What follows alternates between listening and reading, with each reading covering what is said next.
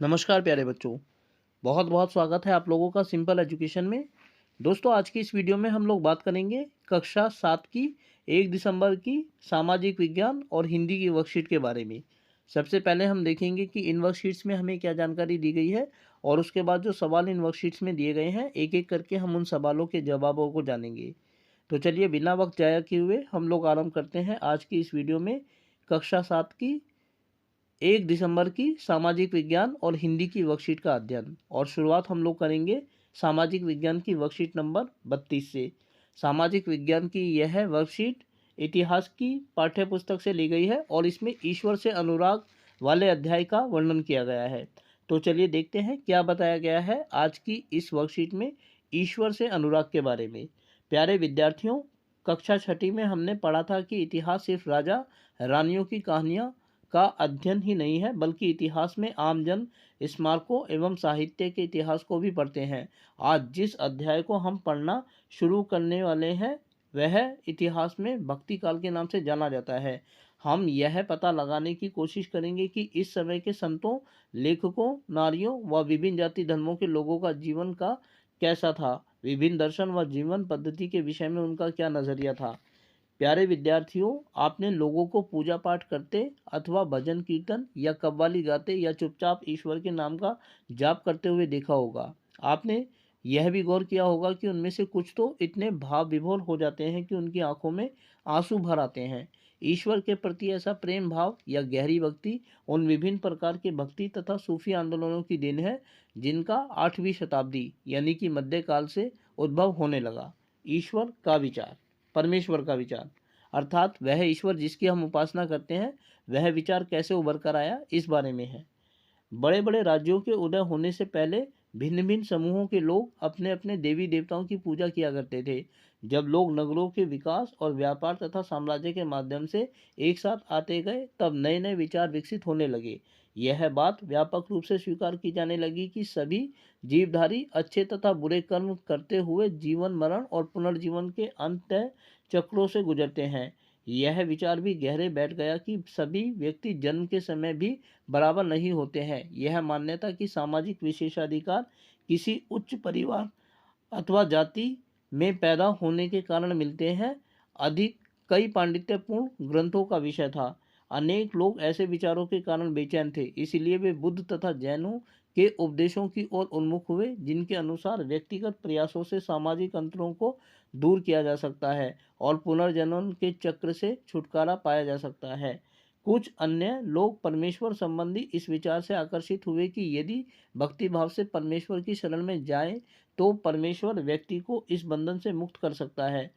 श्रीमद् भगवद गीता में यह व्यक्त विचार व्यक्त सामान्य सन यानी ईसवी सन की प्रारंभिक शताब्दियों में लोकप्रिय हो गया था। विशुद्ध धार्मिक अनुष्ठानों के माध्यम से शिव, विष्णु और दुर्गा को परम देवी देवताओं के रूप में पूजा जाने लगा। साथ साथ भिन्न भिन्न क्षेत्रों में पूजे जाने वाले देवों एवं देवियों को शिव, विष्णु एवं दुर्गा का रूप माना जाने लगा। स्थानीय मिथक तथा किस्से कहानियां पौराणिक कथाओं के अंग बन गए। पुराणों में पूजा की जिन पद्धतियों की अनुशंसा की गई थी, उन्हें स्थानीय पंथों ने भी अपनाया जाने लगा। आगे चलकर पुराणों में भी इस बात का उल्लेख किया गया कि भक्त भले ही किसी भी जाति पाति का हो, वह सच्ची भक्ति से ईश्वर की कृपा प्राप्त कर सकता है। भक्ति की विचारधारा इतनी अधिक लोकप्रिय हो गई है कि बौद्धों और जैन मतावलंबियों ने भी इन विश्वासों को अपना लिया है। तो प्यारे बच्चों, ये वर्कशीट थी। अब इस वर्कशीट के आधार पर 2 सवाल दिए गए हैं जिनका जवाब हमें देना है। पहला सवाल है दोस्तों कि किन विचारों के कारण लोग बुद्ध तथा जैनों के उपदेशों के प्रति आकर्षित हुए। इसका जवाब है कि इस कारण लोग बुद्ध एवं जैनों के विचारों की ओर आकर्षित हुए क्योंकि उन्होंने सामान्य लोगों को यह यकीन दिलाया था कि व्यक्तिगत प्रयासों से सामाजिक अंतरों को समाप्त किया जा सकता है। दूसरा सवाल, जो कि इस वर्कशीट का आखिरी सवाल है, श्रीमद् भागवत गीता में व्यक्त परमेश्वर संबंधी किस विचार से लोग आकर्षित हुए। और इस सवाल का जवाब इस प्रकार है कि यदि व्यक्ति भक्तिभाव से परमेश्वर की शरण में जाए तो परमेश्वर पुनर्जन्म के बंधन से मुक्ति दिला देते हैं। तो प्यारे बच्चों, ये सामाजिक विज्ञान की वर्कशीट थी। अब हम आगे बढ़ते हैं और देखते हैं हिंदी की वर्कशीट। प्यारे बच्चों, हिंदी की यह वर्कशीट नंबर 34 है और इसमें कंचा नामक अध्याय का एक अंश दिया गया है। जिसे पढ़कर हमें उनके नीचे पूछे गए सवालों का जवाब देना है। तो चलिए पढ़ते हैं कंचा के बारे में आज की यह वर्कशीट और जानते हैं क्या बताया गया है आज की इस वर्कशीट में कंचा के बारे में। प्यारे बच्चों, आज हम कंचा नामक पाठ का पहला अंश पढ़ेंगे। यह पाठ एक कहानी है जिसके लेखक टी पद्मनाभन हैं। नीचे दिए गए अंश को पढ़कर प्रश्नों के उत्तर दीजिए।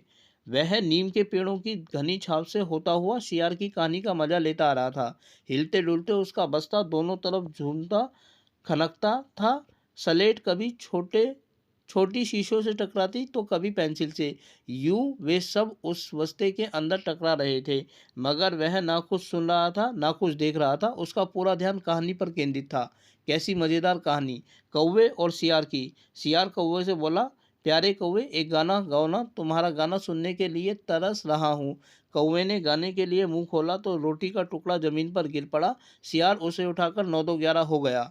वह जोर से हंसा। बुद्धू कौवा! वह चलते चलते दुकान के सामने पहुंचा। वहां अलमारी में कांच के बड़े बड़े जार कतार में रखे हुए थे। उनमें चॉकलेट, पिपरमेंट और बिस्किट थे। उसकी नज़र उनमें से किसी पर नहीं पड़ी। क्यों देखे, उसके पिताजी उसे ये सारी चीज़ें बराबर ला देते थे। अब दोस्तों, ये वर्कशीट थी। इसके आधार पर कुछ सवाल हैं जिनका जवाब हमें देना है। पहला सवाल है कि अनुमान लगाइए कि कहानी में वह कौन है और उसकी नज़र किस जार पर पड़ी, उसमें क्या है। तो वह से अभिप्राय लेखक पद्मनाभ से है और उसकी नज़र चॉकलेट, पिपरमिंट और बिस्किट पर पड़ी। दूसरा, वह कौन सी कहानी का मजा ले रहा था, कौवे और सियार की कहानी का। तीसरा सवाल, सियार उसे उठाकर 9 दो 11 हो गया। रेखांकित मुहावरे का अर्थ बताइए और वाक्य में प्रयोग भी करिए। तो 9 दो 11 का अर्थ होता है भाग जाना और इसका वाक्य है चोर पुलिस को देखकर 9 दो 11 हो गए। अगला सवाल, दुकान में रखे बड़े बड़े जार में क्या क्या था। तो चॉकलेट, पिपरमिंट तथा बिस्किट थे उनमें। अंतिम जो सवाल है वो एक कहानी है जो हमें खुद बनानी है। आपने भी बहुत सारी कहानियाँ सुनी होंगी, अपनी मनपसंद कोई एक कहानी लिखिए। तो बस प्यारे बच्चों, आप स्वयं भी कोई कहानी लिख सकते हैं और मैंने यहाँ एक छोटी सी कहानी लिखी है जो मैंने कई बार पढ़ी है, सुनी भी है लोगों से, तो उसी को मैंने यहाँ उकेरा है। एक बार एक मगरमच्छ अपने एक बंदर दोस्त को अपने घर ले जा रहा था। उसने सोचा, जब पेड़ पर बैठा बैठा रोज ये बंदर मीठे मीठे जामुन खाता है तो इसका कलेजा कितना मीठा होगा।